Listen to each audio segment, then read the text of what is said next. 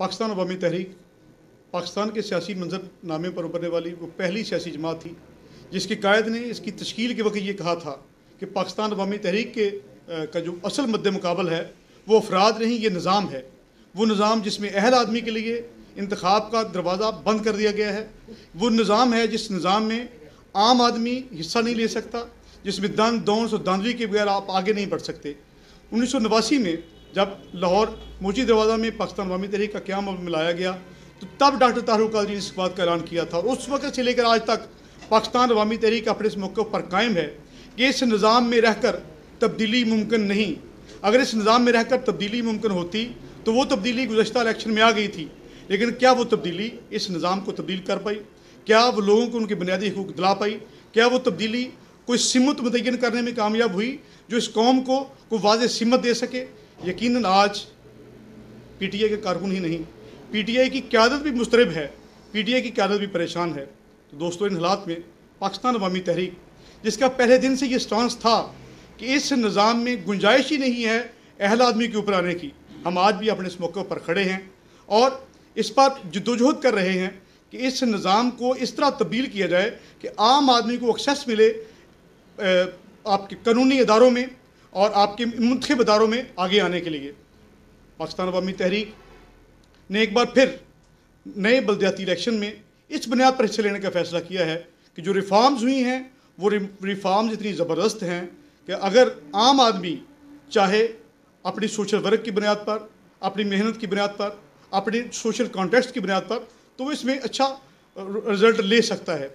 अल्हम्दुलिल्लाह पाकिस्तान अवामी तहरीक आने वाले बल्दियाती इंतखाबात के लिए तैयारी कर रही है और इसी सिलसिले में आज जेहलम में ये डिस्ट्रिक्ट जेहलम का इजलास हुआ जिसमें तमाम हमारे सूबाई और ज़िली और तहसीली ओहदेदारान मौजूद हैं और आज ये ज़म किया गया है कि इंशाअल्लाह जेहलम के अंदर भी पाकिस्तान अवामी तहरीक उसी तरह फ़ाल किरदार अदा करेगी जिस तरह हम पूरे पाकिस्तान में इसको मुनज़्ज़म कर रहे हैं।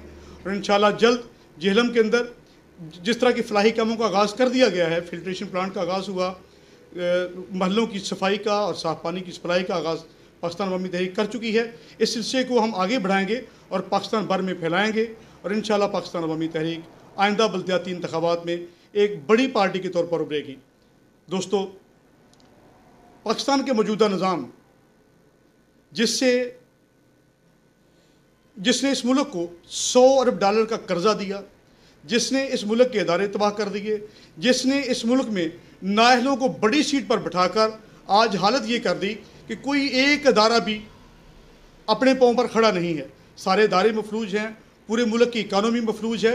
उसके ज़िम्मेदार वो तबका जो पहले 30-35 साल से बरसर इक़्तिदार थे, यकीनन वही हैं।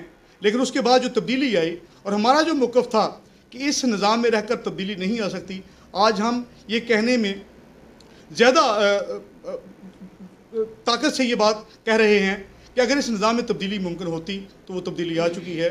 लेकिन बदकिस्मती से वो तब्दीली ना इस निज़ाम को तब्दील कर पाई है, ना आवाम को रिलीफ दे पाई है, ना आवाम के लिए सहूलियत की तरफ कोई अमली कदम उठा पाई है। लिहाजा इस मुल्क पाकिस्तान को और अवाम पाकिस्तान को इस निज़ाम को बदलने के लिए अवामी सतह पर जद्दोजहद करने की ज़रूरत है, कोशिश करने की ज़रूरत है, एफ़र्ट करने की ज़रूरत है। बहुत शुक्रिया।